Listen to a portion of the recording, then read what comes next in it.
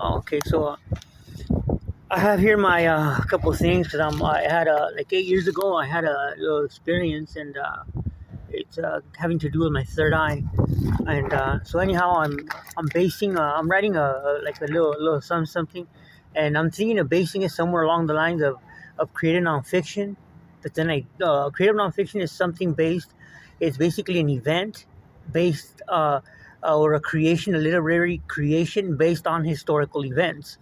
I mean, so there's nothing made up about it, and it's not only going to include a personal experience, like a spiritual experience. It's also include the Abrahamic faiths, and it's something on Abrahamic faiths, like epiphanies I've been getting as since this spiritual experience has been interesting.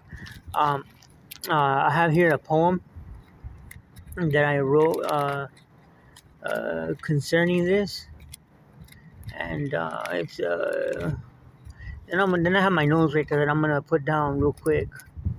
It's in my. I just want to keep this so it kind of becomes like almost like a journal, like a video journal. Some people call it a journal entry or a video journal.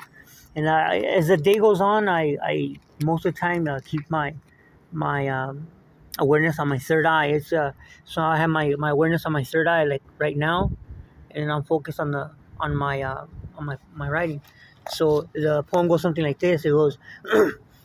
There's a certain incident, freeze frame for the moment, stuck with no movement, undecided, not really knowing, although still vibrating according to the law of attraction. So it's stuck upon the high ground or the high crest of the optic nerve, kind of wanting to move or begin to go. Akin to the newest, the 19th century external combustion, coal burning locomotive. Once the momentum is up, there's no stopping us, and there's no way anyone can scale things back. Somehow make the old grandfather clock go counterclockwise or backwards in time. Perhaps count on good old luck and hope daylight savings goes backwards at least a few days. But what I really wanted to say, or to be exact, pen thoughts to paper, has been a recurring memory that seems to keep creeping up when least expected. A recurring dream would be its name if I were fast asleep. Truth be told, more like highlights from a tough toe-to-toe Super Bowl. But really, where do I begin? What words should carry the privilege of being the opening sentence to a narrative I now pen as creative nonfiction? So hear ye, the classic Once Upon a Time. I found myself within the confines of my headphones pad. I sat on the floor, I'm sure upon a box, while in my back pocket I must have had some type of foil folded in half with some fettuccine burned on top. So anyhow, as to be expected, I nodded out. I slipped into a dream and all things seemed white, akin to the white walls, reflected white light of a medical room. And as soon as I realized I was asleep and dreaming, off to the distance I beheld a maiden peacefully sitting on the opposite side of the table. Then, in an instant, I became a witness to an incident of spontaneous combustion. My reflex or automatic response was to take flight in a heartbeat towards that same direction. And with no other wish but to serve and help put out the flames, it was then that my spirit took flight and I had an outer body experience. My spirit, or I in spirit form, crossed a black tar stream. Then I found myself standing to her left, and I put my arms around her, wanting nothing more but to put out the flames, and so I did. With the flames out, I flew back to my headphones pad, and I could hear the voice of a maiden softly saying from a distance, "Mom, he knows too. He knows too." And that was based on a real event. Or let's just say it was based on something. And so anyhow, so that would probably work as an opening or something. Another folder that I have here is this is taken from Levels of Thinking, and this is more or less how I view or the way I view the world. You see the levels of thinking, and this is the level one when you're just thinking like person to person, and basically what I think a lot of times, most of the time I focus on my third eye, so I'm always thinking a bird's eye view, thinking at the big picture, looking at big things from a big picture, almost as if I was standing over a cliff overlooking a civilization or something.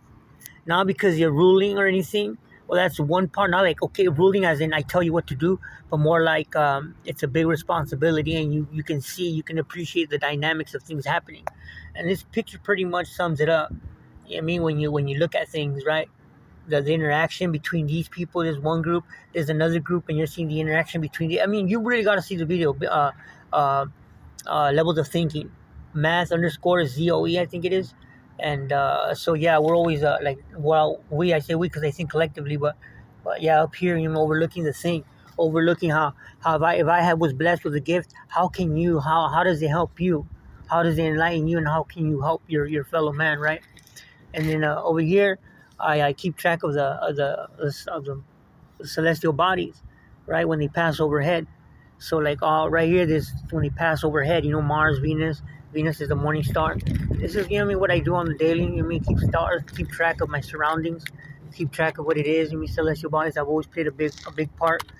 And right here, we we have we have notes. This is for the book that I said I was going to piece here. I got 2, 3, 4, 5, 6, 7, 8, 9, 10, 11, 12, 13, 4, 15. I got like 15 or 20 notes from my bibliography. And then I got some notes right here from from my uh, my bibliography. I'm actually working on. I'm gonna probably work on this in tidbits of whatchamacallit, of like research papers, and see kind of it comes out, because I have I see the vision, but I should probably go in chapters. So anyways, this whole thing is just kind of like a little just like an entree. Like a little. There's so much that I still need to work on, so I'll leave it at that.